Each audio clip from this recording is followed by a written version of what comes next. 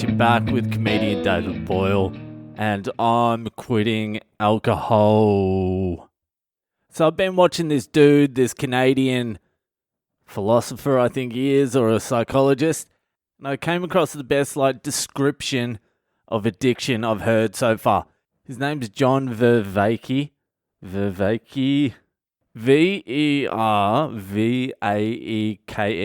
But don't fucking worry about it, because you're going to get a fucking Boyle's interpretation of neuroscience and behavioral patterns. And I'm going to be honest with you, the old Boyle processor, the Windows 98 was fired right up. But I like most of the shit this guy is saying. And if after my deconstruction you still need some clarification, just message me. I'll send you the link to him. But I'm pretty sure you're not going to need it. So basically what he was saying was the standard model we have for addiction is incorrect. The standard model of addiction is we have a biophysical chemical dependency, and when the chemical is removed, we get an overwhelming compulsion to have to seek out the chemical, and if we don't get the chemical, then we suffer. Basically, you do a drug, it makes you feel good, you want to do it all the time, and if you don't get the drug, you start blowing people in alleyways. And what he's saying and other people are saying is that's just bullshit, because you can get addicted to fucking video gaming, and they use morphine and shit in hospitals, and not everyone gets addicted. You get me? What they're saying is addiction is primarily a loss of agency. I'm not 100% sure how to describe agency. Let's just say control. Control over yourself.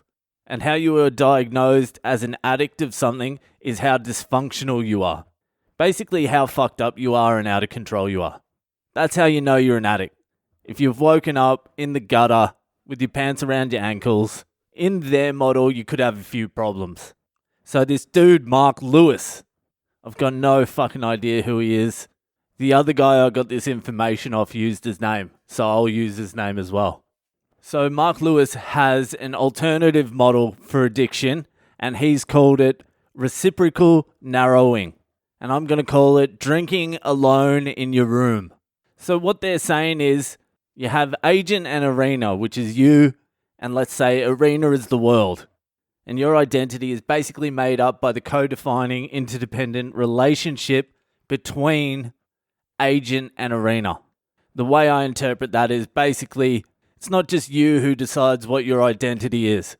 You could think you're the king of the world, one of the world's greatest geniuses, but out in the world you just work at the bottle shop. You feel me? So you just don't create your own identity. The world has a little bit of fucking input too.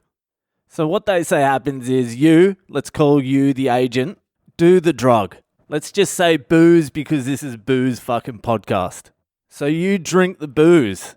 And he says, when you do that, you begin to lose your cognitive flexibility. My words, you become a fucking idiot. That's what he's saying. You become an idiot. Then as you lose your cognitive flexibility, the number of options in the world starts to decline. So as you become more of a fucking idiot, people stop wanting to hang out with you, you lose your friends, your girlfriend fucks you off, your husband dumps you, you lose your job, no one wants to employ you. Your options narrow. Then as the number of options decline, you lose the variability of your agency. So I guess that is, the more of an unbearable cunt you become, the less you're going to be able to do the things you want to do, and the more you're just going to have to take whatever the fuck you can get. Your friends end up being a certain type of person. They end up being exactly like you. You just make friends with people who are in the same situation as you. You end up going out with psycho bitches or fucking crazy cunts.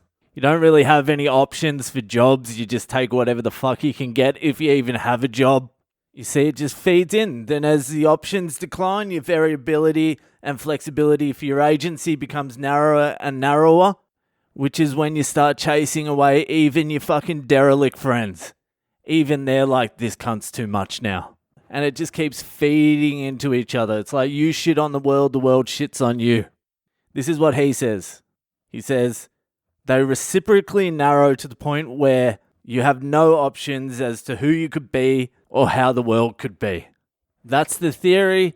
In practice, what that is everything feeds into each other until one day You're sitting alone in a dark room, blinds drawn, sipping on cheap wine, and you've become the king of your little island of one.